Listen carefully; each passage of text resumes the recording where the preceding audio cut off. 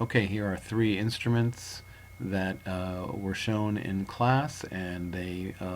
provided us the opportunity to look at the idea of instrument precision and to apply the rule of thumb of limiting your precision to sort of half the smallest division of measurement that is shown. So we'll take a look at each of these three and see if we can make any exceptions to that. In this first case, we've got a clock, and if you imagine a sweep second hand moving through second by second by second and sweeping through in the intermediate seconds, a photograph of that say stopwatch might land halfway in between, and we might be able to judge some time to the nearest half second. That seems like a reasonable kind of judgment to reserve for that particular instrument. Just above that, there are three beakers, two of which can be read pretty easily, and the one in the center looks like it's got 25 milliliter divisions, and half of that would be 12 and a half, which is sort of an awkward half measurement,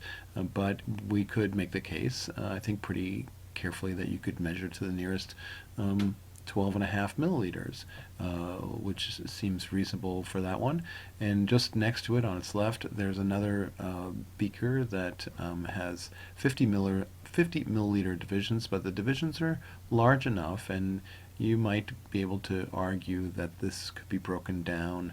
maybe to the nearest 10 milliliters. That while it's certainly obvious that you could limit your answer to the nearest 25 milliliters there, half the difference.